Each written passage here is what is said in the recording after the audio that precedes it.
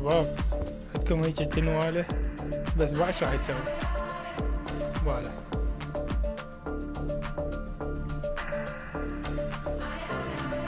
حيسوي له لقطة اللي خرافية. وعشان راح ينزل الطيور. جت الطيور. اما بطل والله بطل معدل الدين. هاي حتى اذا هن هيك بالعالي يظل يصفق الهين يظل يختار هيك لحد ما يحضر.